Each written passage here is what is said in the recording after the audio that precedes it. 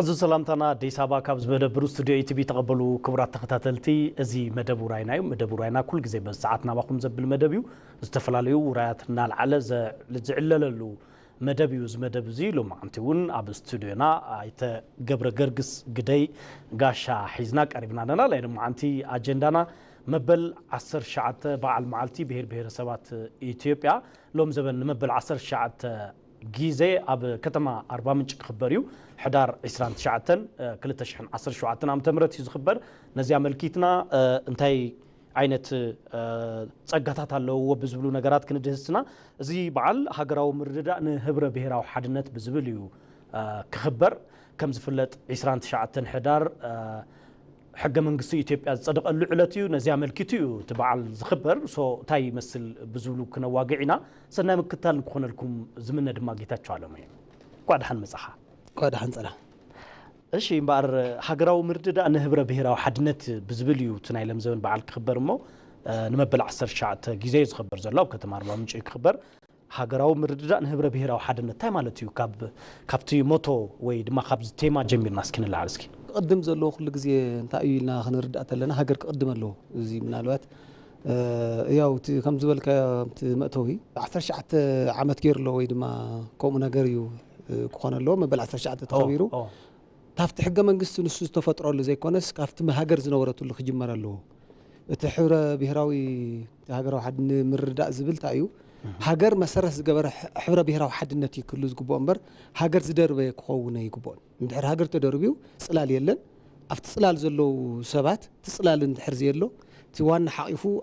ሒዝዎም ዘሎ ሃገራዊ ጸጋታት ቶም እሴታት ንዘመናት ሒዝዎም ዝመጸ ትውፊታት እንድሕር ሓቂፎም ዘይሕዝዎ ኮይኖም ባዕሉት ብሔርት ሕብረ ብሔር ዝብል ባዕሉ ናብ ብሔርተኝነት ክጽጋዕ እዩ ማለት እዩ ናብ ጽንፈኝነት ናብ ምናልባት ናብ ጸቢብነት ናብ ጎጠኝነት ክዝርጋሕ ይኽእል እዩ ስለዚህ መን ይሃ ተቀድም ማለት እዩ ቲ ሃገራዊ እሴታትካ ምክንያቱ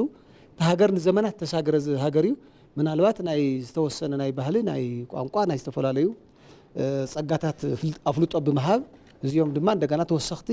ናይ ሃገር ጸጋ ኾን እምበር ዓርሶም ነቲ ናይ ሃገር ዝነበረ ጸጋ ክትኮ ይኮነን እቲ ዋና ዓላማ እቲ ዋና ዓላማ ነቲ ሃገራዊ ዝነበረ ዝጸንሕ ናይ ዘመናት ሓድነት ንዑ ድማ ብዝያዳ ተደፊኤ ተጨቁኔ ከይበሉ ጸጋታቶም ብሙሉእ ተማሊእሎም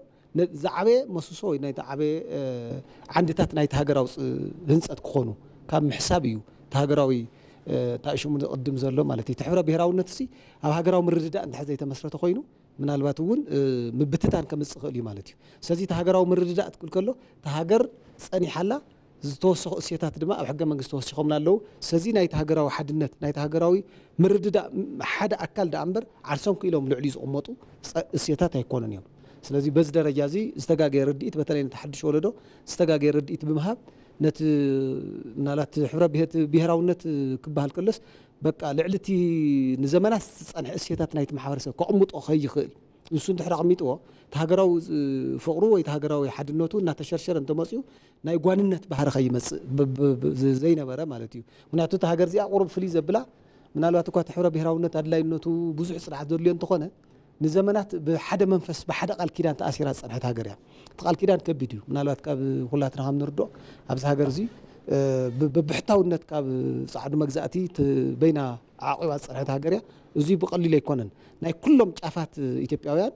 ደም ፈሲሱ እዩ ተሃገራዊ ነጻነት ኣብ ክብሪ ጸኒሑ ማለት እዩ ስለዚ እዙይ ከይጣሓስ እዩ እቲ ድሓር ዝመጽእ ዘሎ ጸጋታት ናይዚ መቐጸልታ እምበር ናይዚ መተካእታ ከም ዘይኮነ ምርዳእ ከድልዮ እዩ ማለት እዩ ጽቡቕ ከም ዝፍለጥ ኢትዮጵያ ልዕሊ 80 ብሔር ሰባት ዝርከብዋ ሃገር እያ ከምዚ ኣቐዲምካ ዝገለጽካዮ ከዓ ናይ ነዊሕ ዓመት ታሪኽ ዘለዋ ባዕላ ካብ ባዕዳዊ መግዛእቲ ነፃ ውፅያት ጸንሐትና እዚ ካብ ባዕዳዊ ነፃ መውፃእቲ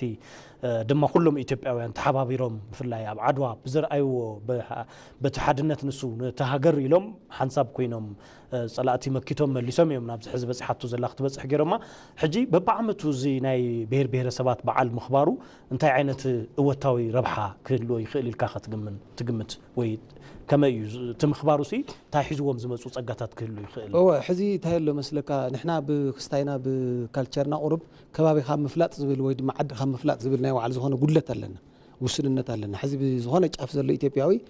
عدو إثيوبيا مخانا كان تأمنه بس بحد كباب زلون تاي مسلت بهالي ببخاب يزلو محبرسه كان تاي مسلو كما يو مكألهم تاي مسل زبل نبدأ وصيو حد الدواء كرخو خول الله سلزي تروح أنت إيزي أب سمين زلو ويدما دو زلو مستناي سمين كرخو اللي زخيل السياتات يوم زيوم زم السياتات زي أتوم كرخو خلو تاي مقاريو حدا مخاني مالت سي أفتح هجروا حدنت نقع عسلو بمقاري أين فلت إنك يقولون نزي عبي ربح الله مالتي بتليت كم لبو أبز خباب زين تاي مسل وخناتات الله زبل بأورو تهجروا حدنت الأساسي رومي جن تعبر نجر جن أفتح خباب تهزل الصجع نجار دما كم تحدثهم كم حد مرة خبي كم زي حد محاور سوسي زخون أنا وعلى زخون الشاشة الأسية الله بعمل الرخول ببخابي وي هيماتو كوني خل وي بهلاو كوني خل زي تايو توم هزو أفتح خباب يمزنورو جن حبراو أسية بحد زكافلو له مالتي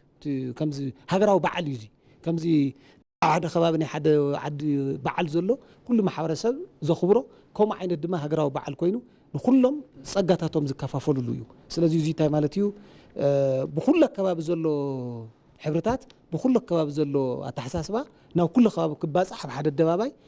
كرخب تجور الله خمالتي سلازي زي ناي مرة خبي زي وانا كم زي ولدنا صبل ويقلق زع زخنا ويقدر يجورو ما مرة خبز تقوم الميل له ترخوت له تاماتي خيط أفافوي كي الرصاصعو كأو حبيرو منكم أخر لهم زي بعل زي راح تراخيوكا بهالتات راح نصوارك تاخذوا زي كونس كاوزي نوسد كان هاجراو هنصت اسيتات توصل لهم كده لك التواتات كاوزي جبات نوسد كا كما غير كا مور هاجراو حدነት ተጠንክረሉ ታይመስ ካብዘው ዘሎ ማለት ካብዘው ዝኛ بعلو እዚን ዋዕሉ ሓደ ናይ ሪሰርች ማእከል ይኮን ዝግበኦ ከመይ እንትሕር ጌርና ኢና ሞር ነታ ሃገራው እንደልዮ ዘለና ካብ ምድፍፋእ ካብ ምጥርጣር ካብ ምጉናጽ ሓራዝ ገብር ከመይ እንተጌርና ኢና ዝብል ሕዚ ባህግታት ናይቶም ከባቢ ማሕበረሰብ ይመጽኢና ፍትደባባይ ባህግታቶም እንታይ ይመስል ፍቅር ኣለዎም ትፍቅር ከመይ ጌሮም ከጽንዕዎ ዝደልዩ ዝብል ኣሎ እዚ ከም ናይ ሪሰርች እንትኑ ምንጭን ክኾን ክእል ኣሎ ምክንያቱ እንደልዮ ዘለና እንታይ ትሕብረ ብሄራዊ ሓሊና ሃገራዊ ሓድነትና ድማ ክነጠንክር እንደለና እሱ እንትሕር እንደለ ኮይና ትሕብረ ብሄራዊ እታወት ወይ ድማ ግብአት ናይቲ ሃገራዊ ሓድነት ክኾን ተኮይኑ ባህግታት ናይቶም ማሕበረሰብ እዚኦም ናብ ሰነድ ናብ ጽንዓት ተቀይርና بوبيلنا ون من الوقت حد حق من قصة مالت زلال ما ويكونن كما صاحب قدس أمريكا كانوا على كبابي سنة شعتن ويكمتات نجرت حزب عمي هاجر علمنا علم حيال هاجر فت جيروا زل حق من قصتي بزح عمين من تجيروي عمين من خن قبر كلنا عبد سرعة كمسرة تخينا عبد حرب يهرا وخنتاي سقطات له تحدقات له زبل نا ممحياش وزوسدنا كلت ممحياش تايو هاجروا حدنتنا خنص هاجروا حيلنا خنقول بتسلزلنا أبزيون عبي ربح له ننوع على كفالات أو قبل علم جبار كتصالين هجروا حدنا تطعموا جبأتاتون يركوا مالتي أبز حز الله ما تزي مهراتون بور كساتو فلو خل الله تاي مثل سقط الزين من تاينا بتقرنا صغير كم زي عينات متحوقة فنتلنا من تاي كالي جونت تاتي فتقر الله سلزي كابزوزين هي سلامة وركب ناب الزلاق زخانة سلامة وركب كم ينعبين نخل كم يتكلون جورا نخل زبل يا ونايت نتهاجر زتكم ربحتات كافتي كم زي عينات بعل كم زي عينات كل زي ساتف بعل ون كم تصقخ وسد اللوزي عبي ربح خلو إليه قمتانه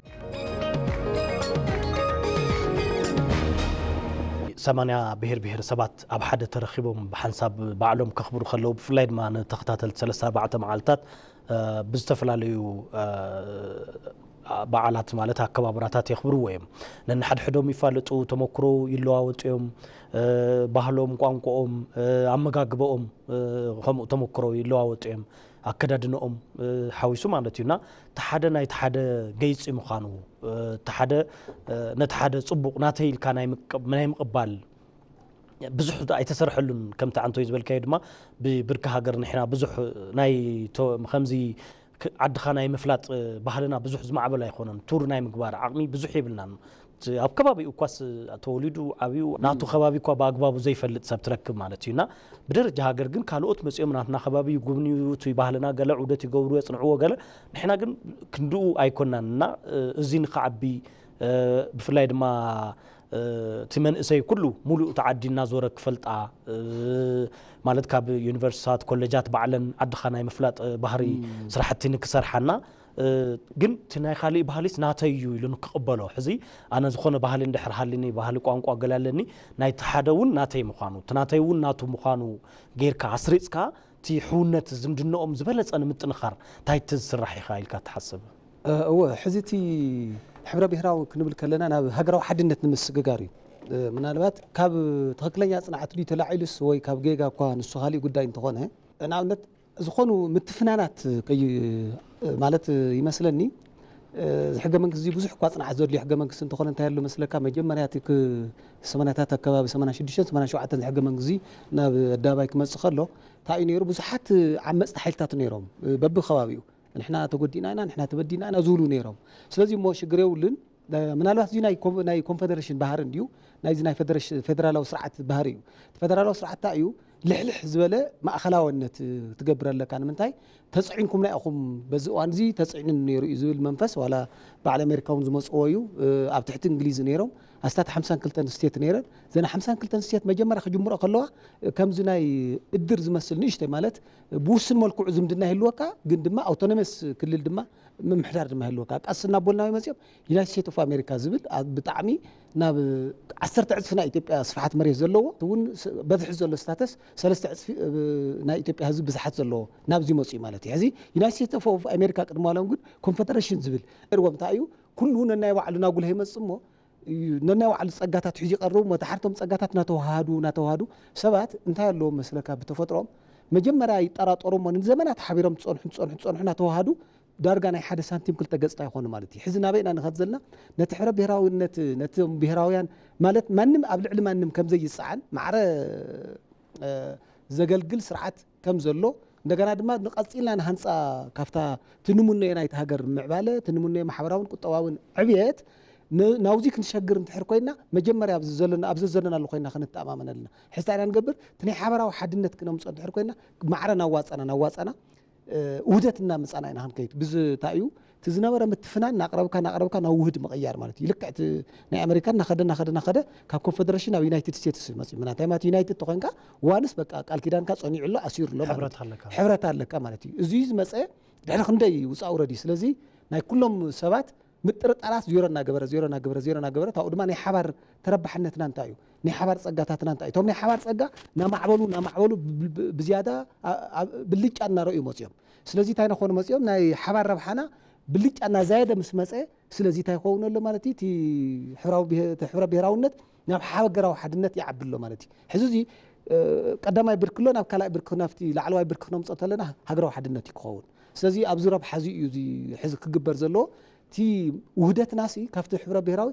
ሼር ናገበርና ንመጸልና ቫሊና ሼር ናገበርና ንመጸልና ስለዚ ብሓደ ክነውግዕ ከለና ባህሪና ተስማዕምዕና እንድሕር መጽኡ ትዝነበረና በካ ፕሮፓጋንዳ ዝተወልደ ድዩ ወይ ካብ ዘይምርኻብ ዝተወልደ ምጥርጣር ዜሮ ናገበርና ትንመጽእ ከለና ናብ ምንታይ መጸልና ናብቲ ሃገራዊ ውህደት ማለት እዩ ሃገራዊ ውህደት እንታይ እናኾነ ይመጽእ ሽዑ ኣብ በብኸባቢኡ ዝህሉ ዘየድልዩ ምትፍናናት ወይ ምግጫዋት እዚኦም ዜሮ ናገበሮም ክመጽእ ማለት እዩ ነዚ ጸጋ እዚ ዓብይ ረብሓ ክንጥቀመላ ባይዘ ወይ እዚ እንታይ እዩ ፕሮሰስ እዩ ሂደት እዩ ሜታፎሪዝም ናይ ዋዕሉ ዝኾነ ዕደት ኣለዎ ሃገር ክምስረት ከሎ በበይ ጅምር ዝብል ይተዋና ጽኑዕ ሃገራዊ ማለት ቅድሚ ነራ እንዲያ ሃገር እዚኣ ግን እንታይ ተመሰራርቱ ንማሕበረ ኢኮኖሚ ተረባሕነት ንማዕርነት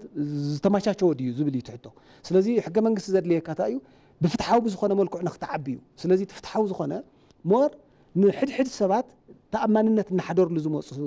ማሕበራውን ቁጠባዊ ምዕባለ ይመጽሞ ናመጻኻ ናፍቲ ሃገራዊ ሓድነት ክትዕቢ ኢኻ ማለት እዩ ዝጠቅም ስለዚ ኣብ ከይዲ ኢና ዘለና ኣብዚ ጠጠው ኢልና ነብር ማለት ግን ኣይኮነን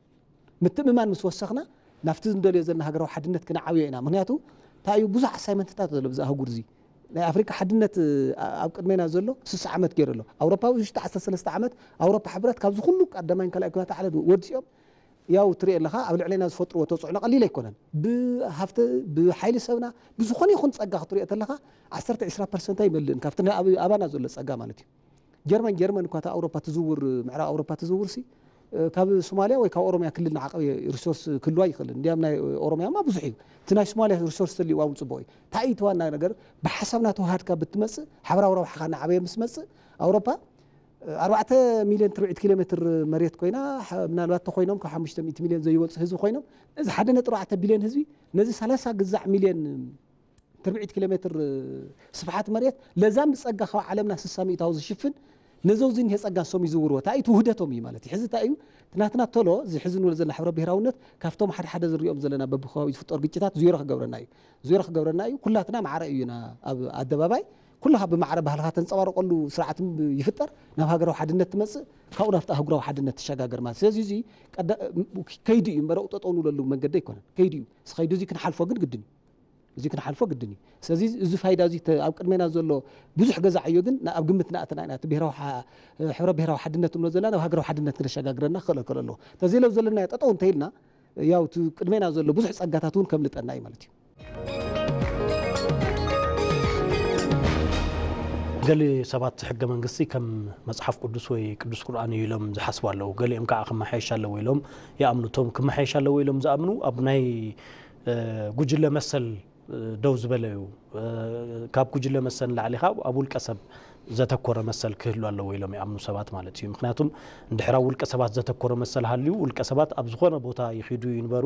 ኣብቲ ዝነብርዎ ከባቢ ውክልና ረኺቦም ክወዳደሩ ኣብ ፖለቲካ ከኣቱ ናይ ኩሉ እቲ ናይ ሪሶርስ ተጠቀምቲ ክኾኑ ፖለቲካዊ ታሽሙ እውን ሸር ክገብሩ ማለት እዩ ኣትዮም ሲ ናይ ዝኾነ ብሔር ኣባልሲ ኣብ ዝኾነ ክልል ወይ ኣብ ዝኾነ ቦታ ኸይዱ ውክልና ረኺቡ ክወዳደር ዝኽእል ናይ ውልቀ ሰብ መሰል ተኸቢሩ ንውልቀ ሰባት ግምት ውሽጢ ዘእተወ እንትኸውን እዩ ሕዚ ትናትና ምስቲ ናይ ብሔር ብሔረሰብ ምስቲ ምዃኑ እቶም ክልላት ንብሎም ወይ ዝኾነ ዝተወሰኑ ቦታታት ነቶም ኣብኡ ዘለዉ ብሔር ብሔረሰባት ጥራሕ እዮም መሰል ዝቡ ዝፈቅዱ ኣብ ፖለቲካ ኣትዩ ክሳተፉ እውን ኣብኡ ዘለዉ ጥራሕ ክኸውን ክኽእል ኣለዎ ዝብሉ ኣለውና እቶም ገሊኦም እቲ ሕጂ ዘሎ ፅቡቕ ምዃኑ የረድኡ ገሊኦም ከዓ ሕጂ ዘሎ ትኽክል ኣይኮነን ሕጂ ዘሎማ ጌጋ እዩ ኣብ ውልቀ ሰብ ዝተደረኸ መሰል እንተምፂና ኢና ከም ሃገር ፅቡቕ ቀጻልነት ክህልወና ዝኽእል ዓቕሚ ዘለዎም ሰባት እውን ንረክብ ካብ ናይ ጉጅለ መሰል ተወፂና እዩ ዓቕሚ ዘለዎ ሜሪት ቤዝድ ዝኾነ ዝሓስብ ንዓዱ ገለ ካብ ዝኾነ ቦታ ክትረኽቦ ትኽእል ኢኻ እንድሕር ከምዚ ብጉጅለ መፂኡ ግን ብፍላይ ኣብ ክልተ ዝተወለዱ ውሁድ ማንነት ዘለዎም ሰባት ካብ ክልቲኡ ነፃ ናይ ምዃን ዕድል እዩ ዝበዝሖም መብዛሕትኡ ናይ ዜግነት ፖለቲካ ይኽተሉ እሞ ካብኡ ወይ ኣብቲ ከይኮኑ ዓቕሚ ከይፈጠሩ ናብቲ ናይ ፖለቲካ መድረኽ ከይኣተዉ ከይተሳተፉ እቲ ሃገር ድማ ክትጥቀሞ ዝግባእ ካብኦም ከይተጠቐመት ናይ ምትራፍ ዕድላት ኣሉና እዚ ኩሉ ንስኻ ከመይ ካ ትርድኦም እወ ባይዘወይ ናብ ፐርሰናል ኣቲቱድ ናብ ግል ምልከታ እንድሕር መፂና ቅድሚ ሕዚ እውን ኣብ ዝኾነ ቦታ ከምዚ ጋጣሚ ክርክር ነይሩ ምስ ሕገ መንግስቲ ተተሓዘ እዚ ሕገ መንግስቲ እዚ መነሻ እምበር መድረሻ መዳረሻ መወዳእታና መዕረፊና ኣይኮነን ናይ ቀዳማይ ማለት እንታይ እዩ ሕቶ ኣለና ዝብሉ ብሔረሰባት ነይሮም እንታይ ኢሎም ንሕና ተገሊልና ኢና ብዝኾነ ይኹን ነገር ዝተደፊእና ኢና ዝበሉ ሰባት ነይሮም ኦኬ ፅቡቕ እምበኣር በዚሁ ንጀምሮ ካብኡ ግን ክቕፅል እዩ ማለት እዩ ምክንያቱ ከም ዝበልኩ ካብ ዝበፅሑ ዘሎ ናይ ኣሜሪካ ሕገ መንግስቲ ምክንያቱ ንምንታይ ኢና ናይ ኣሜሪካ ነልዕል ኣብዚ ዓለም እዚ ብነናይ ባዕሎም ገሊኦም ሃይማኖታዊ ገሊኦም ዝኾነ ባህላዊ ነይሩ ሓቀ ዶ ነዚ ዘመናዊ ስርዓተ መንግስቲ መሰረት ዝኾነት ናይ ኣሜሪካ ኣብ ዓለምና እውን ስካብ ሕዚ እስታት ናብ 200 ዓመት ዝተሻገረ ቦይኑ ሓደ መንግስቲ መፅእ ኣይመፀ ዘይናወፅ ምክንያቱ ኣብ ናይ ኩሎም ህዝብታት ፍቓድ እናተመስረተ ኣብ ናይ ኩሎም ረብሓ ብማዕረ እናስተኣናገደ እናተመሓየሸ ዝመፅእ ስለ ዝኾነ ግለሰብ መፅኡ ነቲ ናይ ህዝቢ ድልየታት ክሽርሽሮ ስለዘይኽእል እናበለ ዝመፀ እዩ ስለዚ እንታይ እዩ ንኣብነት ስኢና ብቐሊሉ እንተወሲድና ናይ ኣሜሪካ ስልጣነ ካብ ምንታይ መፅኡ እንድሕር ኢልካ ናይ ውልቀ ሰባት መሰል ብምኽባር እዩ ካልእ ኣይኮነን ንኣብነት ኣብ ኢትዮጵያ ዘሎ ምሁር ኣብ ኢትዮጵያ ዝምቻው ስኢልዎ ኣሜሪካ ኸይዱ ይምችዎ እንታይ ማለት እዩ ሕዚ ብግሩፕ ተዝኸውን ነርቲ ስርዓት ኣብዚ ኣብኡ ኸይድካ ስኻ ኣየ ወዲ ዝዓድን ይኽበሃል ነይሩ ኣብኡ ኸይዱ ግን ብቲ ትገብሮ ዝተዋፅኦ ነቲ ዓዲ ተበርክቶ ውፅኢት ስለ ዝኾነ ንኣብነት ናብ ካልእ እኳ ተይከድና ኣልበርት ኣንስታይን ዝኣክል ሰብ ብሰንኪቲ ተፈጢሩ ዝነበረ ካልኣይ ኩናት ዓለም ኣብ ጀርመን ብሰንኪቲ ዘርኣዊ እዩ ነይሩ እቲ ስርዓት ዘርኣዊ ነይሩ ከም ዝበለ ሕብራዊ ገለ ዝብል ነገር ምስ መፀ ንሱ ናይ ኣይሁድ ዘርኢ ነይርዎ ቀልጢፉ እዩ ተሰዲዱ ግን ንመን ተጠቂመናሉ ናይ ኣሜሪካ ተጠቂመናሉ ንእስራኤል ተጠቂመናሉ ዳሓር እስራኤል ምስ ተጣየሰት ማለት እዩ ስለዚ እንታይ ማለት እዩ ሓደ ውልቀ ሰብ ኣብ ሃገር ክፈጥሮ ዝኽእል ተፅዕኖ ኣብ ግምት ዘእቲኻ ሕገ መንግስቲ ውልቀ ሰብ እኮ እዮም ምናልባት ኣብዚ ሕዚ ሰዓት ዘለናሉ ቴክኖሎጂ ሲ ማሕበረሰብ ተኣኪቦም ኣይኮኑም ሂዞሞ ውልቀ ሰብ እዮም ሂዞሞ እዞም ውልቀ ሰብ እዚኦም ከዓ ኣዝዮም ኣውትስታንዲንግ ስለዝኾኑ ፈላስፋታት ስለዝኾኑ ብጣዕሚ መሰል ይደልዮም ነፃነት ይደልዮም ምክንያቱ ሓንጎሎም ንቢሮክራሲ ክፍቲ ክገብሮ ይደልዩ ንምርምር ንፍልጠት እዮም ክመራመሩ ዝደልዩ እንታይ ማለት እዩ ሕዚ ንዜጋታት ኣዝዩ ክብሪ ዝብ ስርዓት እንድሕር ኮይኑ እዞም ሰባት እዚኣቶም ብዛዕባ ክበፅሖም ዝኽእል ፖለቲካዊ ተፅዕኖ ወይ ድማ ናይ ስኢሉ ናይ ምጉናይ ነገር እንድሕር ዘሎ ኮይኑ ኣእምሮኦም ብሩህ ስለ ዝኾነ ንካሊእ ሃገር ዝልውጥ ሓሳብ ይሓስቡ ማለት እዩ እዛ ስዋ እዮም ብዙሓት ምሁራት ኣብ ኣፍሪካ ጠጠው ምባል ዝኣብዮም ዘሎ እቲ ንሕና ንኽተሎ ስርዓት ኣዝዩ ድኹም ስለ ዝኾነ እዩ ብዘይ ምሁር ማለት ያው መብራህቲ ዘየውላዕ ገዛ ምንም ፀልማት ማለት እዩ ዘይምሁር ምንም ትገብሮ ይትኽእል ብጣዕሚ በላሕቲ ሰባት ሞር ዝፈርሱሉ ዓዲ እዩ ኣፍሪካ ማለት እና እንታይ እዩ ሞስት ፕሮባብሊ እዚ ቀዳማይ ምዕራፍ ኢልና ያለና ስኢልና ከም ሓጢኣት ኣይንደብሩ እዮም ምድብራይ ምክንያቱ ፈተና ፀለአና ኣብዚ ዝኣምኑ ሰባት ኣለዉ ናቶም ሪስፔክሽን እውን ከድልየካ እዩ ከም እዙይ ግን ናይ መበገሲና እምበር መብፅሒና ዋና ሽቶና ግን ካልዩ ተኻሊእታዩ ካውዚ ሓሊፍናስ ናይ ኣፍሪካ ሕገ መንግስቲ ክልወና ኣለዎ ናይ ኣፍሪካ ሕገ መንግስቲ ምክንያቱ ኣፍሪካ ብተፈጥሮ ሓንቲ ኮይና እናሃለወት በተሓሳስባ እያ ተኸፋፊላ እዙይ ብደገ ዘሎ ተፅዕኖ ከም ዘሎ ሒዝካ ማለት እዩ ስለዚ እንታይ ኢና መብዛሕትና እንታይ ኢና እዙይ ከም ዘሎ ሒዝና መበገስ መንጠሪና ዳ እምበር ኣውጠጦም ትሕሪልና ግን ክንድሕሪና ክንተርፊና ዝሕገ መንግስቲ ኣይሳግረናን ንምንታይ ኣይሳግረናን ንዓና እውን እኳ ብጉጅለ ስለ ዝሓስብና ተፋነና ትትሪኦ ዘለካ በብኸባቢኡ ግጭት ነቲ ካሊእ ኣፍሪካ ክንረኽቦ ንኽእል ፀጋ ብሕብረት ክንረኽቦ ንኽእል ፀጋ ብምሉኡ ረብሓታትና ነዚኦም ባዕሉ ብኣውኡ ክግድበና እዩ ማለት እዩ ስለዚ እንታይ እዩ እዚ መበገሲና ከም ዝኾነ ተረዲና ትሕገ መንግስቲ እዚ ግን ብኸይድና ማዕበለ ኣብ ለንሕድሕደና ምትእምማን እናተፈጥረ ናብ ሓደ ውህደት ክመፀሉ ክኽእል ኣለዎ እንታይ ክኾን እዩ ሕዚ መወዳእታ ሕዚ ንኣብነት ካብ ዝተፈላለየ ከባቢታት ኣዲስ ኣበባ ዝነብር ህዝቢ ተመሳሳሊ ስነ ልቦና ይፈጥር እሞ ብድሕሪኡ ብሓደ ሕገ መንግስቲ መርሒ ትኽእል ማለት እዩ በብኸባቢኡ ዘሎ ማሕበረሰብ እውን እሴታቱ ብሓደ ሸር እናገበረ ናብ ኮመን ኣንደር እንትን ኮንሰንሰስ ይመጽ እሞ ታው ዕፃፋንቱ ሓደ ምዃኑ ምስ ኣመነ ናይ ኩሉ ዕፃፋንቲ ሓደ እንድሕር ኮይኑ ጉጅላዊ ዝበሃል ስርዓት ኦልሞስት ተቕርዮ ትኽእል ኢኻ ማለት እዩ ጉጅለ ዝበሃል የለን ቦት ይኹን ናይ ኩሉ ፍቃድ ዝኣምነሉ ኩሉ ሰብ ተሳተፈሉ ስርዓት ተሃኒፁ ስለ ዘሎ ንሰሜን ትኸርካ ነዚ ደቡብ ትኸርካ ተመሳሳሊ ኣገልግሎት ትረኽበሉ ተመሳሳሊ ክብሪ ትረኽበሉ ስለ ዝኸውን ናብኡ ኢና ክንሰግር ዘለና እዙይ መበገስ እምበር ካብ መሰረቱ እውን ኣነ ከም ዝመስለኒ መበገስ ተባሂሉ ዝረቐቐ ሕገ መንግስቲ እዩ ምክንያቱ ነቶም ዝለዓሉ ዘለዉ ሕቶታት ከመይ ጌርና መልሲ ንሃቦም እዩ ምናልባት ሓደ ጉርሕታት ክሉ ይኽእል ናይ ደገ ጉርሕታት ግን ኣይ እሞ ተበዲልና ትሕል ትብሉ ኮይንኩምስ ሕገ መንግስቲ እዚ መርአይዎ በዚ ይፈትንዎ ከምዚ ኣሜሪካ ዝገበሮ ብኮንፌደሬሽን እሞ ንመክሮ ድሓር ግን እንድሕር ተመቻችና ሓሳብና ብሓደ ሸርና ገበርና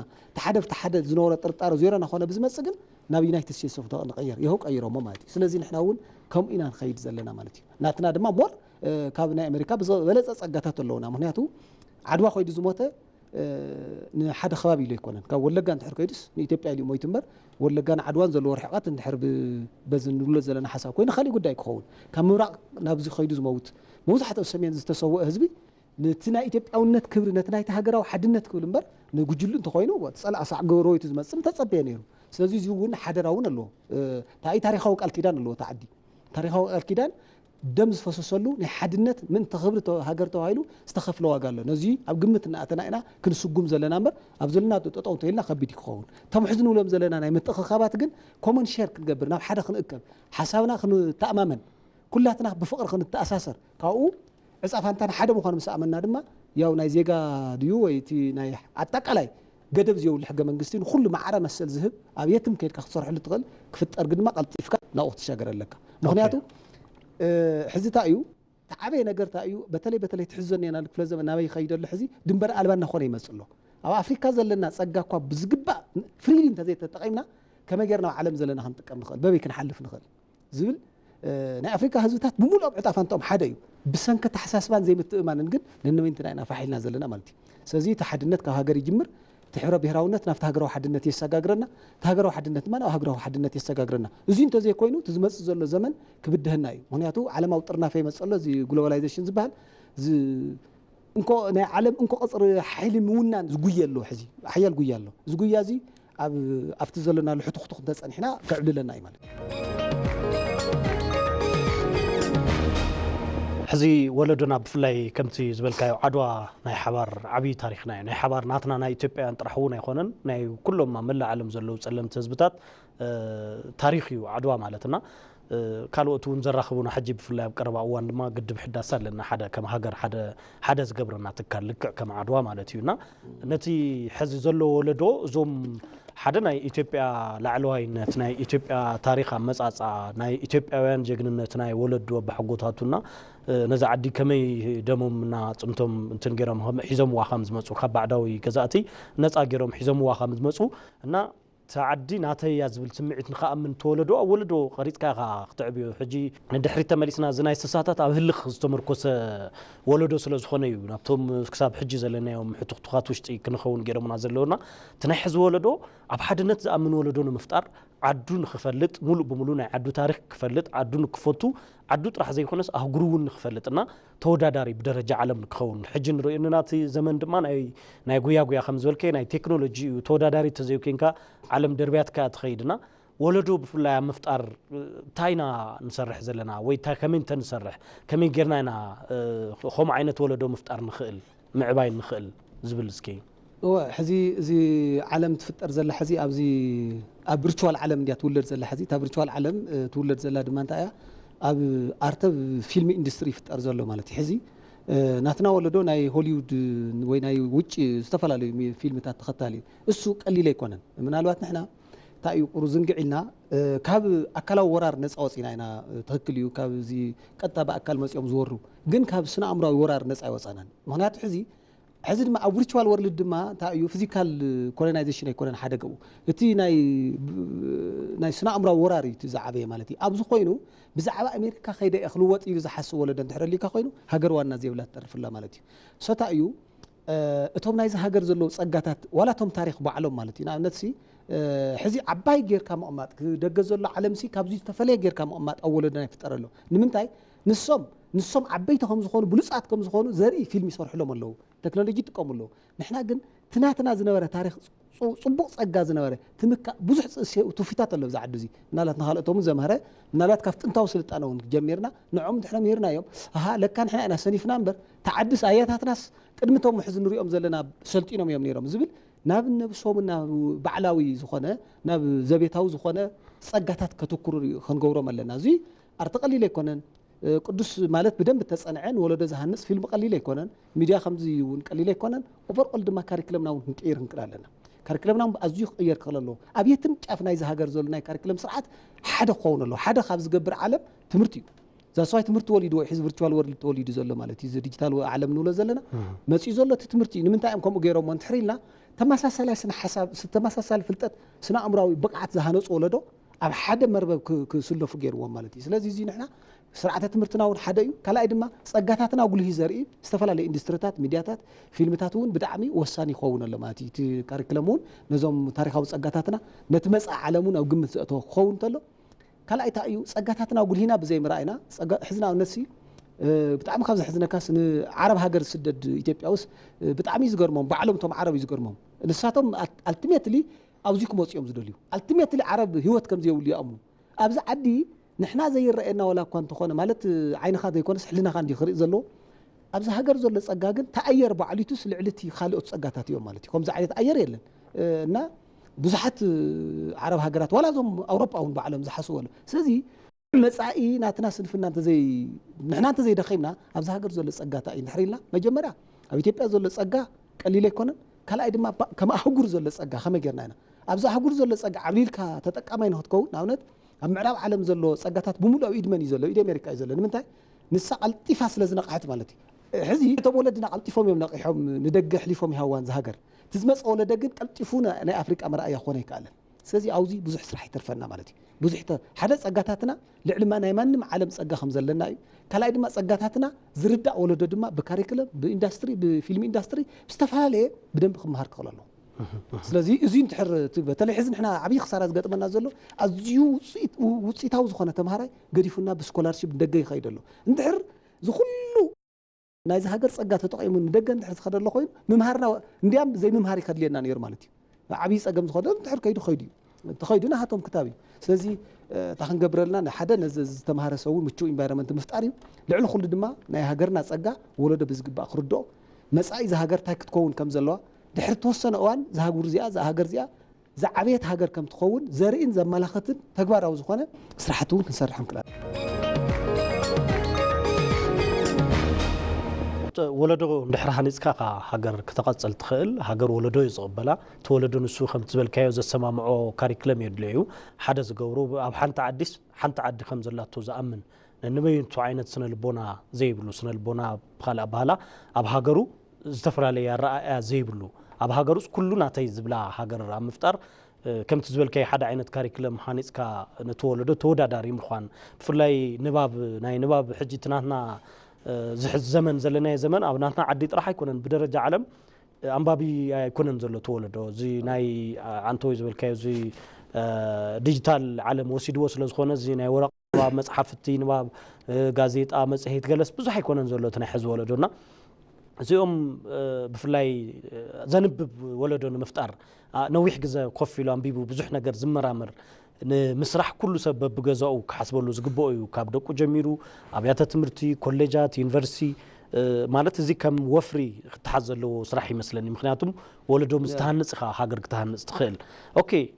ናብ ክንቅጽል ከለና ሕዚ ዞም ብሄረሰባት ካብዚ ናይ ሕጂ ሓደ መዓልቲ ተራኺቦም ኣኽቢሮም ኣለዎም ኦኬ ኣብ ዓመት ሓደ መዓልቲ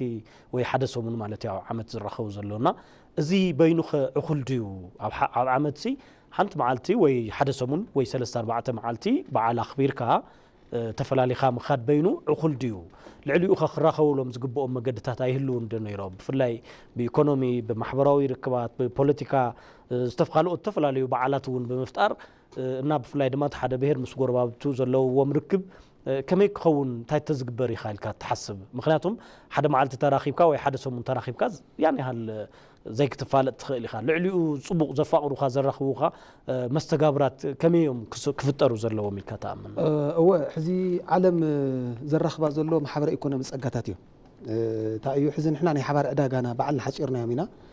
ኣብ ኣፍሪካ ናይ ሓባር ዕዳጋ የለን ያው መቸም ኣብዛ ዓለም ሕዚ በተለይ ዝቅድም ኢሉ ዝነበረ ብርግጥ ማሕበር መሰረታዊ ማሕበራዊ ምተለና ብዙሓት እዮም ካብ መውስወ ክጅምር ይኽእል ካብ ሓቢርካ ዝኾነ ኢኮኖሚያዊ ተሳትፎታት ወይ ባህላዊ ተሳትፎታት እዮም ዞም ማሕበራዊ እዚኦም ብዙሓት እዮም ኣብዚ ሕዚ ሰዓት ግን ኣብ ቅድሜና ፈጢጡ ዘሎ እንታይ ኢኮኖሚያዊ ትስስር እዩ ምክንያቱ ኢኮኖሚ ሕዚ ምክንያቱ ሕዚ ገለ ሰባት ንመንነትና ንቃለሲና ገለ ይብሉ ሞ ድሓር ካብዛ ዓዲ እዚ ግን መንነት ኣብ ዘይፈልጦ ዓዲ ንኢኮኖሚ ሊስደድ ማለት እዩ ስለዚ ኢኮኖሚ ክንደየናይ ሚና ከም ዘለዎ ይፍለጥ ሕዚ ምናልባት ኣብ ብዙሕ ዓዲ እውን ዘሎ ይመስለኒ ናይ ኢኮኖሚ ቀጠና ምፍጣር ዓብይ ነገር እዩ ናይ ኢኮኖሚ ቀጠና ክትፈጥር ክትከለካ ሕዚ ኣብዚ ዝኾነ ካታጎሪ ትገብሮሞ ሓደ ናይ ኢኮኖሚ ማእኸል ናይ ኢኮኖሚ ዕዳጋ ዝረኸብሉ ዓብይ ዕዳጋ ንኣብነት ሰመራ እንድሕር ጌርካ ምናልባት ዝምስራቃዊ ዘሎ ኩሉ ናብ ሓደ ዝእከበሉ ክኸውን ይኽእል እዩ ብዙ ከይድካ ድማ እንደገና ወይ ብጎንደር ዶ ወይ ብሑመራ ዶ እንድሕር ጌርካ ወይ ብዝኾነ ኣብቲ ከባቢ እውን ዝኾነ ናይ ዕዳጋ ማእኸል ክፍጠር እዩ ማለት ዕዳጋ ባይዘ ወይ ሽሙይ ዘይተፀውዕ እምበር ልዕሊ ማንም ናይ ማሕበረሰብ ናይ ሓደ መጠኻኸቢ ንኣብነት ድዋይሲ እንታይ እዩ ፈጢርዎ እንድሕርልካስ ዕዳጋ ይፈጢርዎ እቲ ማሕበረሰብ ኢኮኖሚ ይፈጢርዎ እቲ ናይ ድዋይ ማሕበረሰብ ብጣዕሚ ቁፅሪ ትሕት እዩ እቲ ኢኮኖሚ ዝሰሓቦ ግን ልዕሊ 3 ወይ 4 እጥፊ ናትነበራ እዩ ሕዚኡ ካልቸር ኣይኮነን እቲ ኢኮኖሚ ካልቸር ወይ ክትፈጥሮ ትኸይድ ብሓደ ትነብር ከለኻ ትካፈሎም እቶም ፀጋታት ሕዚ ድዋይ እንታይ ኣፈያ እቲ ናይ ኢኮኖሚ ኮሪደር ብምግባር ዓለም ብምሉእ ሕዚ ድዋይ ንውቃዕያ እንተ ትብልሲ ኩሉ ይዝከላኸል ኖ ኣነ ፍቆለን ኖ እንታይ ሽሙለን እዩ ዝብል ምክንያቱ በቃ ኦልሬዲ ናይ ኩሉ ጌርና ያለና ኮይኖ ገይሮም ኣለዎ ማለት እዩ ሕዚ ኣብዚ ሃገር እዚ እውን ናይ ኢኮኖሚ ናይ ሓባር ዕዳጋ ክንፈጥር ንክእል ኣለና እዚ ሓደ ዓብይ ነገር እዩ ምክንያቱ ረብሓ እንድሕር ገዚእዎ ኣነ ብረብሓ ዝረኸቡ ሰባት ድማ ብዙሕ ግዜ እንትን ኣይገብሩን እዮም ምክንያቱ ናይ ክልቲኦም ዕፃ ፈንታ ስለ ዝኾነት ማለት እዩ ካብኡ እንታይ እቲ ሓደ ዓብይ ነገር ድማ بهاجر درجة نزوم صقات هزياتهم ناب حدا نامصي ناب حدا نوهاده زخيد كم حدا يشتشيو انت زلونا صبوي ምናልባት ይብል ገለሰ ዋሲ ካብ ሓደ ካብ ሰፋሊ ካብ ትመጹ ተመሳሳል ድሌታቶም ናሎ ክልተ ብሄረሰብ ክትሎም ትኽእል ኢኻ ግን ምንም እንትን የብሎም ካብኡ ድማ እንደገና ናይዞም ማሕበረሰብ እዚኦም ጸጋታት ከዓመ ክዳኖምን ሳዕስዒቶም ጥራሕ ኮነ ከድለና ዝግብኦ ሓቢሮም ንምንማር ዝጥቀሙ ጸጋታት ኣለፍት ውሽጢ ንኣብነት ጎንጽ ክፍጠር ከመይ ይፈትሕዎ ኢኮኖሚ ሽግር ዝገጠሙ ሓደ ወገን ከመይ ገይሮም የተስእዎ ንኣብነት ሓደ ሓደ ከባቢሲ ብሕርሻ ዝመሓደር ይኸውን እሞ ወይ ብዕራይ ስእን ወይ ዘርኢ ስእን ወይ ገለ እሞ ከመይ ገይሮም ይድግፍዎ እዚ በዓሉ ኢንስቲትዩሽን ኮይኑ ዘይተጻሕፈ ወላ ይኹን እዞም ጸጋታት እዚኣቶም ከመይ ገይርና ኢና ኣብቲ ሃገራዊ ማለት ሕዚ ናይ ምትዕራቕ ሜላታት ኣለዉ ኣብቲ ማሕበረሰብ ንሳቶም እውን ከመይ ገበርና ኢና ንእክቦም ናይዚኦም እኩብ እንድሕር ደኣ بدم بتردينا جن تنفطر حق منجستي ذا ساجرنا حق منجستي ويكنا محاشن دلي حق منجستي ويكنا هانس عند الإيكونومي يكون محبراوي نايزيوم سريت انتقينه نايزيوم سرح نايزيوم وصيت تقينه تاي مالتي يتبقى يعني يمثل له مالتي كل يتبقى يمثل له مالتي سلازي تاينا نقوله زوم سقطات زياتهم ناب حدا نكولو بتوقام درجة بصناعة درجة ناب سند يسجرلو سند زيو أدلاي كذبها ناب ناي إيكونومي بوليسي ناب ناي محبراوي بوليسي ناب ناي حق بوليسون نسجرلو نخناتات كفتر كرالله بدحري حدا سب زوم سقطات زياتهم بملا ما حق منجس خريم كله نسي مرح خمزلو ناطهفتي كم زخونة حق منجسون يردوا له مالتي بعدوني حزن عنا كوس أجمعنا نيش شاليزم ليبراليزم قليل لنا صعنوا ما يزي ينقش قشوا مالتي مستزعوا يلي مسأني سلزي كل إيكونوميين محبراون نهانصو كفتت محبر سونا زي معولو أمسيخا يو أب قديت زقبل بارياو يزي مس زمن دمات هاو كاليك تكمرول تقليها ما بقاش يجن نايتو محبراون إيكونوميين وتصقاتات كان تحركوينو زي عبي نجاري الناس الذي زي موزلو صقاتات أب السند كسنو دم بمقبار نخل محبرسو دم من الوقتون part of curriculum مقباروني كالي خون يخل مزيومون كل يخل نزم زيادة ما تزين تأشوا مزجبر مالتي سلازي نعم اشتشنا مش جارون كل الوامبر تراخي كفاح عند حركوينو من علات بروجريسيف فين هو نزلنا ماتي عم تراخينا تمساسالي لو متراخينا تمساسال خون يقبون كاب جزينا نوصدهم سجومتات كلنا كل الله اوكي صبو ناتتصنع ببعمتو خمس الكايو عبيت معبالنا رأيت معبال خير له كر له تخكلها حزي ابتي اوشت عد زلو سب ابزخون بهرسب كيدكا بفلاي اب قطر زنبرو حارستوت كون يخلو وي نغادو دليتكم انتي تلكايوم بقى بسلام وصو مئتاو بسلام وصخا خا مئتاو بزحلف دما حارستاي تخوينو حرشاو حريسو زشيت كابتناي حرشاو سيدو شيطو سو خلا اتاوي دما زمصلو ነገር ወይ ገዚኡ ማለት እዩ ዝኾነ ናቱ ሕዝና እምነት ሓደ ናይ ጣፍ ሓረስታይ ተኮይኑ ሲ ጣፍ ይሸይጥሞን እሱ ንዑ ዘድልይዎ ድማ ገዚኡ ይመጽእ ሶ ቲ ዝበልካይ ናይ ዕዳጋ ማለት ዓቢ ናይ መራኸቢ እንትን እዩ ሕዚ ታ ውሽጢ ዓዲ ዘሎ ዜጋ መብዛሕትኡ ዋላ እናዞርካ መጽናዕቲ ተትገብር ተመሳሳሊ መልኻኽታይ ዘለዎ እዞም ናብ ዝማዕበለ ዓድታት ዝኸዱ መናእሰይ ብፍላይ ዞም ዝተማሃሩ ሕጂ ኢሊት ነው ብሎም ካብ ኩሉ ብሄረሰብ ዝተውጻጽኡ ግን መብዛሕትኡ ካብኡ ኮይኖም ናብዚ ዱላይም ዝልኡኹልና በቃ ንሕድና ዘጓንጽ ነገር ዘውሪው ኣብ ዝተፈላለዩ ፕላትፎርም ዘውሪው እንድሕር ኢኻስ ዘይረዳድእ ነገር ዘይተዓርቕ ነገር እዮም ዝዛረቡ بانصارو وشت عدي زلو حيلين نعو زمكت عقمي يبلون ግን ንዑ እናሰምዕ ዝምረዝ መንእሰይ ኣሎ እና ንሶም ኣብ ዝማዕበላ ሃገራት እዮም ዘለው ዲሞክራሲ ኣብ ዘለዎን ብሰላም ወፂኻ ኣብ ዝእተወለን ሰብ ብዓቕሙ ዝምዘነለን ከምኡ ተመችዎምን እዮም ዝነብሩ ዘለውና ቲ ኣው ዘሎ ሰላም ታው ዘሎ ምዕባለ ታው ዘሎ ዲሞክራሲ ናብዚ ንኽመጽ ኣብ ክንዲ ምግባር ንምንታይ እዮም ናይ ተሕሚስ ዝኾነ መብዛሕትኡ ናይ ተሕሚስ ዝኾነ ኮሙኒኬሽን ናምፁ ኣብ ምጽላእ ዘውዕሉና ዘለው ታዩ ጸገሞም ሕዚ ሓደ ግዜ ሲ ወንጀል ናሰርሑ ሲ ኣብታ ሃገር ሲ ማለት ኣብዛ ሃገር ናይ ሓባር ሕግ ኣሎ ብርግጥ ኣብ ዓለም ማለት እዩ ኣብዛ ሕዚ ዘለና ላ ፕላኔት ዩናይትድ ኔሽንስ ያው 193 ወይ 192 ዝፈረማሉ ሕግ ኣሎ ምናልባት ኣብኡ ኮይንካ ክብሪ ናይ ዝኾነ ከባቢ ተደቂኻ ሕሊፍካ እውን ክትወሃብ ይግባእ ነይሩ ግን እዩ ሕዚ ዓለም ትጓጠጥ ብዚ ናይ ኣፍሪካ ጸጋ እያ እቲ ናይ ኣፍሪካ ጸጋ ድማ ሓቢሩ ናብ ሓደ ዕዳጋ ከይመጽእ ብጣዕሚ ስጋት ዘለዎም ድማ በዚ ናይ ኢትዮጵያ ታሪኽ እዩ ምክንያቱ ቀዲሙ ሕብረት ኣፍሪቃ ኣብዚ መስሪት ኣሎ ካልኣይ ድማ ኖንባርነት ዝበለ ህዝቢ እዩ ምናልባት ካብ ግዜ ናብ ግዜ ዘርአዮ እምርታ ወይ ምዕባለ እኳ ዘጃህርተ ዘይኮነ ታሪኹ ብጣዕሚ እንታይ ሽሙ እዩ ካሕር ኣፍሪካውያን ኣብ ልዕሊ ኢትዮጵያውያን ዝነበሮም እምነት ኣዝዩ ልዑል እዩ ምክንያቱ እዚኦም ንባዕሎም ኮይኖም ንዓና ትሪፎም እዮም ዝብል ምክንያቱ ሕዚ ብዙሕ ግዜ ንምንታይ እዩ ኢትዮጵያዊ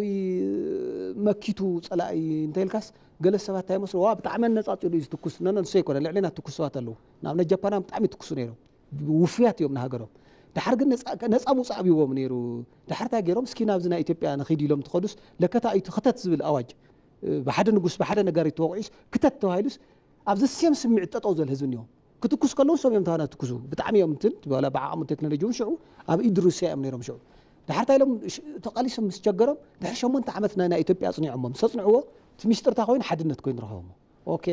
እዚኣ እታ ሚስጥር ኢሎም ድሕሪ 8 ዓመት ተና ኢትዮጵያ ቅጂ ወሲዶም ታ ሞዴል ነፃ ወፂኦም እዚ ብጣዕሚ ጃፓን ተኣክለ ብሰዓት እዚ እንታይ ግዙፍ ኢኮኖሚ ትውንን ሃገር እያ ሕዚ ታ እዩ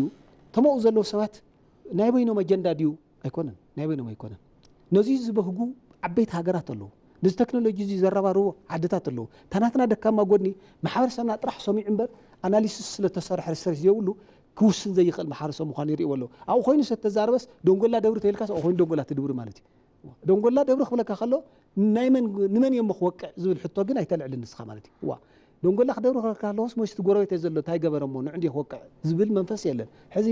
ናይዚ ዓብዪ ምክንያት ናይ ዓለማዊ ተፅዕኖ ኣብ ልዕሊ ኣፍሪካ ዝግበር ዘሎ ሕዚ እዚ ሕዚ ንኣብነት ምስራቅና ምዕራብ ተባሂሉ ክልተ ጎራ ተመቂሉ ዘሎ ዓለም ናብ ሓደ ንምጥቕላል እዚ ዩኒፖላር ዝበሃል ዓለም ሕዚ ናብ ማልቲፖላር ዳርጋ ዝምጋዕ ዘሎ መበገሲኡ ናይ ኣፍሪካ ጸጋ ንምቅርማት እዩ ካሊእ ምንም የለን ንኣብነት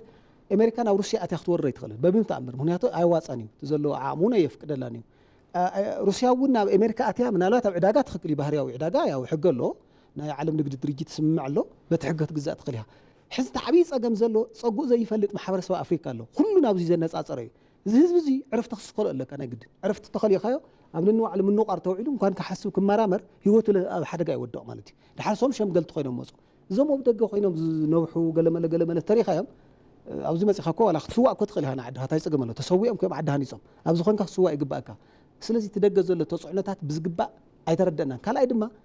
ከምቲ ዓንቶ ዝበልናዮ عدنا خام مفلات دخمت لنا إلا نساتهم سكعت هجتر من وورنا صنيع وسيدهم مايم كم يجرنا أنا نبالع مزول وكل استراتيجية لهم وكل صناعة لهم نحن قاعمة كم يجرنا دائنا هزبنا حدا نقبل زول كعر سرتي بلنا صناعة بلنا سلذي ساتهم تاي قطبنا له تنسقطات أي نقرنا زين سقال له خم بس حدا تكون يقولون تنسقمات بكاريكلم اليوم بتاريخ اليوم بتفلا لي سنة يصحفون لحر كم يجرهم يبالعها كاوزينا تقضحوا ثم اللي تاتنا نايم علنا تصنع زي كونس كالوت علامات يصنعوا ريسيرش يريو سلازي قال يونا ب 10 شعب 10 6 10 17 في زمن اوروبا زبالع اشياء زبالعيو تاف تاريخ نسنا طلعلو زن دكما قدنا رأي قصقصنا مالتي نزي نخون لزلنا نحنا ناي خبابينا مفلات ناي عدنا صقاتات اب منصار بطعمي مهيمات دكما تاسزخنا تعبي صقم سلازي تاي قبر زلو ابنايو علنا صقخ مسرت ابنايو علنا فلطت مسرت تخوينا ناي هزونا ناي عدنا ناي هاجرنا ناي طلال هزبنا زلو صقا صبقوا نسلسته 14 عام حبير زصنح لصقا ناب عداغا وصيو بوينا خنمكتو زلنا حزي بتي صبقنتنا خنمكتو زلنا سخونت دكما ነገር تريوم بآياتنا نحنا دما بتعوي صقا غيرنا خنمكتو نكالنا سزي عرسنا استمركوس صنعت يبلنا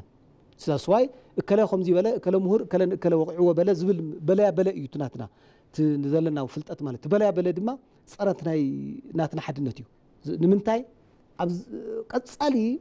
مستحز لنا عالم وعي مستزل كل ነገር ናይ ሪሶርስ ሓደጋታት ብሙሉ ትሕርተ ራዩ አፍሪካ ተዘይ ኮይና خالي ዓለም ክትሽከሞ ይትኽእል እንትሕዝ ዘሎ ባህግታት ዓለም አፍሪካውያን ድማ ነውሶም ከይከለኸሉ ዞም በተለይ ኢትዮጵያ ዘነጻጾር ዘለው ሞር ምስቲ ታሪኻዊ ኣይግዛእን ባህሪ ስለ ዘሎ ነዚ እቲ ኣብ ደገ ኮይኖም ንዓና ዘዋድኡና ዘሎ ስለዚ ነዚ ድማ ኩሉ ኢትዮጵያ ክነቅሕ ከለሎ መስዋዕት ከፊሉ ንወለዱ ታሪክ ከሰጋግር ከለሎ መስዋዕት ከፊሎም እዮም ነጻት ባህል ኢትዮጵያ ናይ አፍሪካ ሕብረት ዝመስረተት ንመጀመርያ አፍሪካውያን ናይ ቅድናይ ነጻነት ዘርአት ሃገር ዝሃው መስዋዕት ከፊሎም እዮም ዝብል በዝወን ነዚ ተቃናይ ወለዶ ክንፈጥር እንክላለና ተዘይ ኮይኑ ጽግዕተኛ ወለዶ ይዘለና ሕዚ ንደገ ከሃድም ከምዚ ክገብር ገለመለ ክገብር ምክንያቱ ኣብ ናይ ሃገሩ ፍልጠት ክምርኮስ ካሪክለምና ኣሰራርሕና ተቋምና ነው ኣይፈቀዶን ስለዚ ናብዚ ብርክዚ ብጣዕሚ ጽንዓት የድልየና ብሪሰርች እዮም ዝኹሉ ይጫወቱና نحنا بزي خوينا زين فلتو أبدق خوينا بزفلتلو نمنتاي أصنع وديهم يوم برديتي أتو بقلياتو أصنع وسيدهم يوم سلزي هم جرم يبالعنا ملء من رجال نحنا دما كم جرنا حدا نقورم أبيدنا سنة ديبلنا زو تعبيس أجمع زول سلزي أبزول لنا فلالاي ناي فلتة فلالاي ناي جنزة فلالاي قلت فينا إحنا نصبح نكلا لنا مالتي سلزي حفرة بهراو زبهات زلوا بعلون نظام سجتها زي أتوم كمزمز تزي كيلو سئل كاب بعموتو أخبر كام بتان تحركينه زي نمن كترف خلاله لك عصا فانتانا حدا يو نمنتاي انا نقاتل سلازم نقاتل ططو يبل نابزبل وصيتاوي كناساغغرون كلالنا ازي زي يمصن تخوينو بقى نحنا سينا بدفينا نخوره زلنا نمبر صقاتاتو مزميزنا يتطقمنالن مالتي لعل 8 بهر سبات مخاناتي بزح حزبناون ابزي مبرق افريقيا كمت ترئي زلخا لعل 120 مليون ህዝብቱን ሃገርያ ኢትዮጵያ ዞም ሁሉም ህዝብታት እዚኦም ከም ዝብል ከይነ ውሕ ታሪኽ ኣለዋ ውድብ ሓድነት አፍሪካ ወይ ድማ ፍትዋን ኦርጋናይዜሽን ኦፍ አፍሪካን ዩኒየን ዝበሃል ሕጂ ሕብረት አፍሪካ ኤዩ ዝበሃል ክምስረት ዝኻኣለ ቶም ዓንቶ ዝበልካዮም ሓድነትና ማለት ብዘለና ዓቕሚ ኣብ ዓድዋ ባዕዳውያን ስለ ዝመለስና እዩ ወቂዕና መሊስና ኢና ካብ ነዞም ካልኦት ሃገራት አፍሪካውን ማንዴላ ብዚ መጽኡ ስልጠና በሙሳድ ከምኡን ሙጋቤ ሃገራት አፍሪካ ነፃ ንኽወፃ ሰሪሕና ኢና ሕዚ ትናትና ሰንደቅ ዕላማስ ኣብ መብዛሕትኡ ናይ ሃገራት አፍሪካ ትሕብርሎ ሰንደቅ ዕላማ ትሕብርሎ ዝኾነ የምቀዮ ኣሎ ብዝተወሰነ ይዝቀያየር እምበር ኣሎ ይኸርዑ እዮም ንሳቶም ብናትና እናኸርዑ ከምቲ ዓንቶ ዝበልካዮ ብናትና እናተኣማመኑ ግን ትናትና ወለዶስ በትናቱ ብናይ ባዕሉ ዓዱ ታሪክ ንኸይኮርዕ ኮይኑ ኣለና ድሓር እዚ ናብ ቱሪዝም ዘይምቕያር ሕዚ ኣብ ዩኔስኮ ዝተመዝገቡ ዝድህሰሱን ዘይድህሰሱን ብርክት ዝበሉ ቅርስታት ኣለውና እንተኾነ ግን ብቱሪዝም ክንድኡ ዝኣክል እናሰርሕና ኣይኮናን ሃወፅቲስ ናባና መፅኦም ካብ ኤዥያ ካብ ኣውሮፓ ይኹን ኣሜሪካ ካልኦት ክፍለ ዓለማት ናባና መፅኦም ዝህውፁ ወይ ቱር ዝገብሩ ክንድኡ ኣይኮኑን ማለት ብስ ዘለና ዕቤት ታሪክ ዘለውና ዝተፈላለዩ ፀጋታት ዝድህሰሱን ዘይድህሰሱን ዝጉብነዩ ኣለውና ግን ኣይሰራሕናን ናብ ኢኮኖሚ ኣይቀይርናየን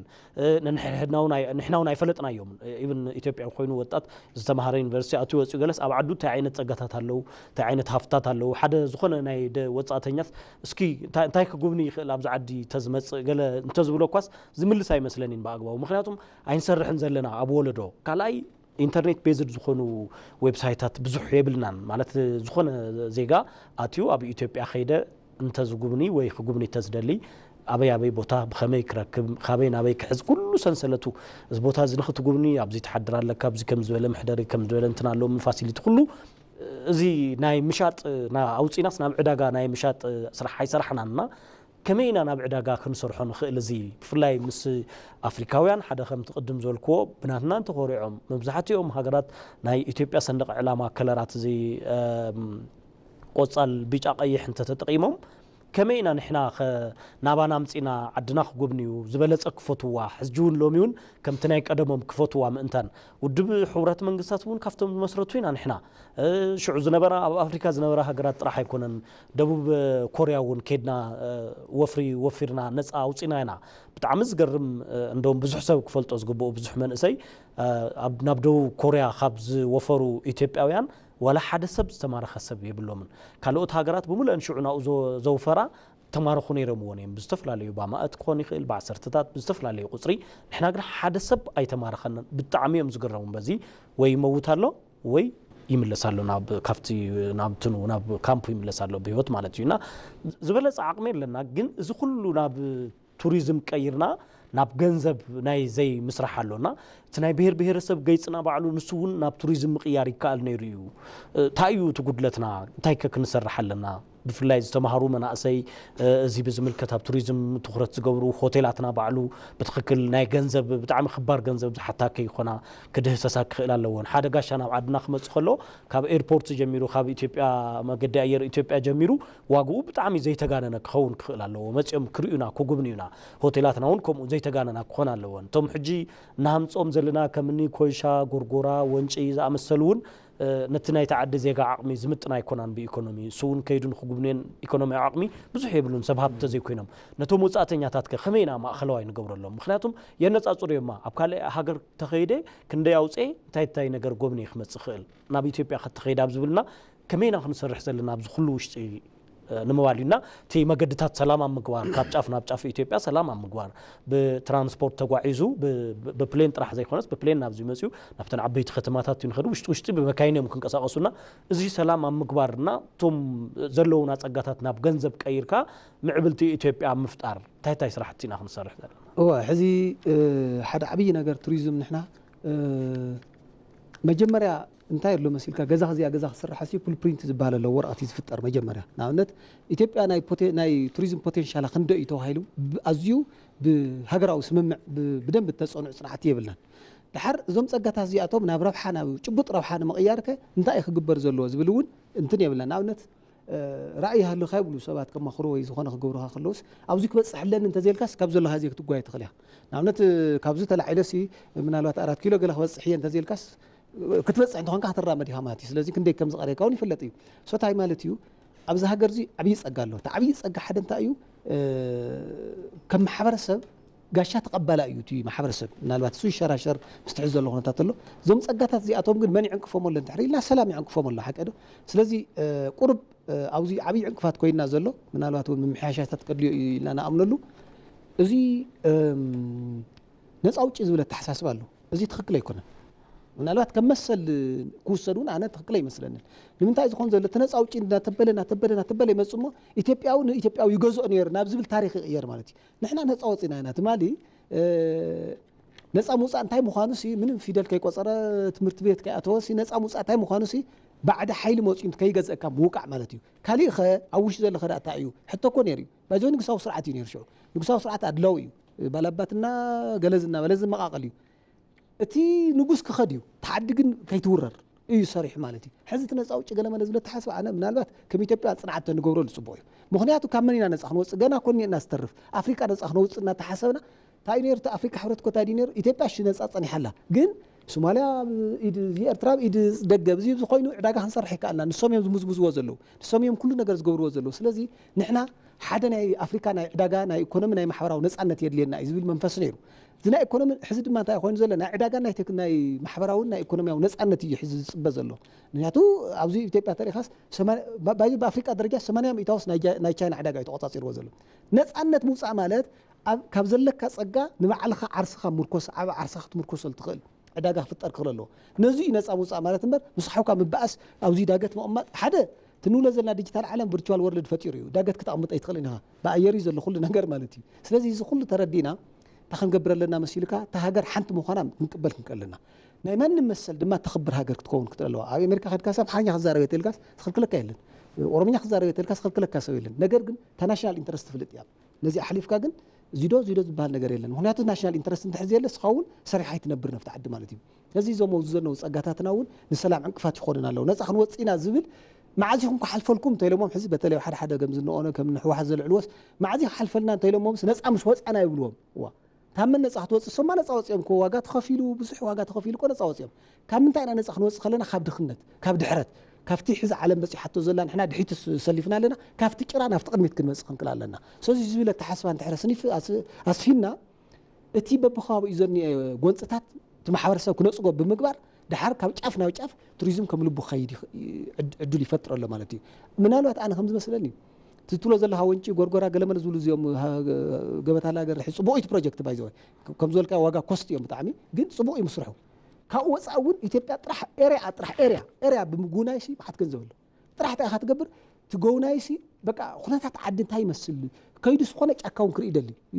ክርኢ ደሊ ክሻዓቲ ጫካ ከይዱስ ሴፍ ጥራሕ ምግባር ያተልዩ صبوق معرفة كله له زاب زخونة كيلومتر حقات معرفة كله له أو حدري خلد السادة قدامون سلزلوا نجر توانا نجر سكع دس ولا كخيرك وحس قنا السلامة ها نتريزم عبيد صقة بدي حريد ما نتريزم مانجمنت سيستم ناول ناولت أنا رئيسي أو حدا إيربورت خيط ولس وات كان يحلب قلعوا كم سيلهم مسيو كم زبها نجر إلين ساتهم نحن عملهم أفتين إيش محاورتهم في سنسلتهم هنا تجاتهم ثم دايدة تترات أرتيهم جارانتي دليهم تقام يوم فترة يوم ساتهم إنشورانس كو يمزلهم ساتهم حدث كجونيكم ينتهي مس تها جورني سقات الله استشين الله استقبلهم نايزهم استشين ما سرحتني هات الله إجنتها توم إجنت بحلفنات يوصلوا سازي أقول ناي مانجمنت ناي استشين مفتقرنا ناي جارانت قدامون حبين تاشم لنا بعلو تي أترجمسي أكل وحسنا خلوا الله أمبر إنجليزية سازخاله وفرنسية سازخاله وعربية سازخاله ترجم قرني خلنا تعبين نجر قام قاي كورن صبويتو أنقا قنت عبي نجر وحسناي سيفتيو متماني فتر زلوا ماتي تتيقنا تاوزيون بزبزاون لهم شانت تشكي مالك ياخذ زي شاوني كم زغير لك ازي هبن زول له انفورمال زخون كوستات تم انفورمال كوستات ساتو نا فورمال اتيخا فلطيو نيتيباتهم كم زي اتهود نازي خنزيا كم ذا نايتك بكاري بكيلومتر تخفل كم عيا فلطي انت حرلك سواء سيف يوم كل غزي سواء زوزني ناشناليزيشن سرحتي ناش ستابيليتي سرحتي بتعم يترفناي زيد ما ياو ببخاوي زلو كاب جيجاس على نايغوص منشتات زيوم قلتفنا ندرقهم نكرلنا امبر انا نالبات كومزي تحر كوي الناس انا زولو انفسترات ايثيوبيا خمس مول واس فلت انديام كنعقنا من امبر بس درجه زي سلام تحر كوي الناس بزحول منغس بعلو وጭ زوص الله يمسلنا بتعمي انا زولو سو هافتي ابز عدكم اليوم اوكي حرايمو اب ستوديونا ترخيبكا معلتي بهر سبات مخنيات بمغبار بهر سبات كمي محبراوي هيوتهم ركبهم ايكونومياوي ركبهم كتنكرالو اب زبل تمركيسكا حساباتكا سلا زكافلكاني كمسكنك يفتو انا وني انا لي كبرة تخاتلتي مكتتال مدب وراينا اخو منيركم مدب وراينا لم زبن نمبل 10 شعت عمت زخبر معلتي بهر سبات كل جزء حدار 20 شعتن و 20 شعتن حدار يخبريو زي دما مخنياتو حق منقسي إثيوبيا 19 11 87 عام تمرت مقصداق ومخنيات بمقباريو لم زبن نمبل 10 شعات عامت اب كتما 4 منش معلتي بير سبات ببركه هاجر كخبريو زي مخنيات بمقبار مس ايته قبر قرقس قدي ناصانحيت غيرنا ايته قبر قرقس بوليتيكانيا ايو سفلاليو حسابات العلنا لناط بوات حسابات رغيكم تخونوا لنا تصفى نقبر نسلم كتالكم نمسجن جيتاچو مساخم نيره ابب زلخمو سلامك تخونوا تمنيتنايو